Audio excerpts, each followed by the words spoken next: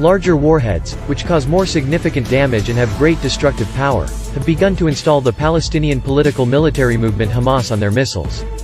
However, military experts say that Hamas' move will not be successful, and the results are already visible. Many missiles fired from Gaza crash into Gaza precisely because of the larger volume of the warhead and made them much less effective than previous Palestinian rockets. According to the official information spread by the Israeli authorities, a little over 2,800 rockets were fired from Gaza in the direction of Israel, of which 430 exploded in Gaza. Israel claims that these 430 missiles were the cause of the death of more than 20 Palestinians.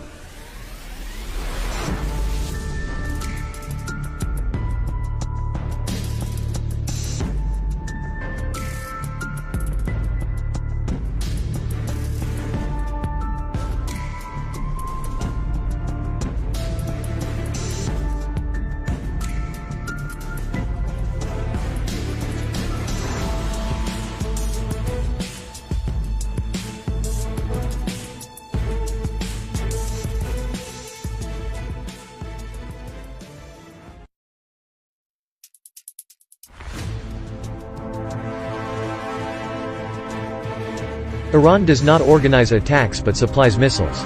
As early as yesterday, May 15, we announced that, according to information from our field source in Syria, Iranian transport planes had delivered short and medium-range missiles to pro-Palestinian groups in the Arab country. Proof of this was the rocket attack from Syria on Israel, in which one missile crashed in Syria, and the other two fell into empty and uninhabited fields. Israeli Defense Forces spokesman Jonathan Conricus confirmed this information from BulgarianMilitary.com and the field source at the same online briefing we mentioned earlier. They are not involved in organizing specific actions and do not control either Hamas or Islamic Jihad, but they are the largest suppliers of weapons to both Islamic Jihad and Hamas, he said. Iran's indirect involvement is no secret, especially since Tehran has openly told the world that one of the goals of the Iranian people is the open destruction of the Israelis.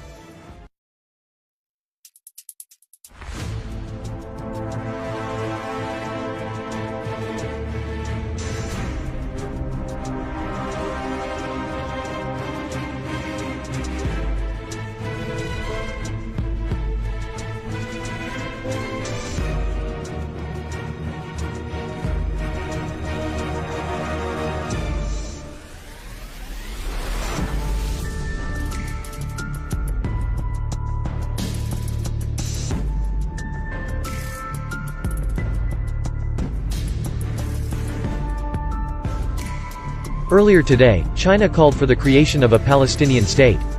According to Chinese authorities, the two states, two peoples formula is the UN's path to ending the decades-long conflict between Palestinians and Israelis.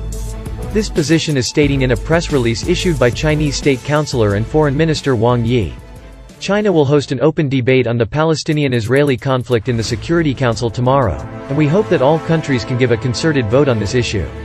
China believes that the Security Council must reaffirm the two-state plan, and call on both Palestine and Israel to resume peace talks based on the two-state plan, as soon as possible, Wang Yi said. It is clear from the statement that a telephone conversation between the Chinese foreign minister and his Palestinian counterpart Qureshi was held on May 15. Qureshi fully supports China's position and agrees with the idea of two states, two peoples, and the start of peace talks between Israel and the Palestinians. China blames the United States for escalating tensions in the Middle East and accuses Washington of standing on the opposite side of international justice. The violence began after the focus fell on controversial judicial and political actions over the Palestinian-populated Sheikh Jarrah district of East Jerusalem. An Israeli court initially ruled that Palestinians should be evicted from the neighborhood and be populated with Israelis.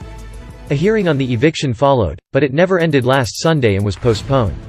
On Monday, Jerusalem was subjected to a brief rocket attack by Al-Quds and Hamas with a request on the eviction decision. Israel did not comply with the Palestinians, which led to a retaliatory strike and a rocket fire between the two countries for the second day in a row.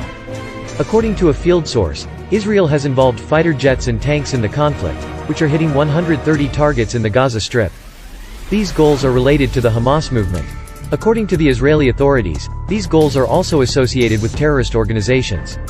The international community welcomes the actions of Israelis and Palestinians, but as statements from both sides make clear, both sides may reach no agreement soon.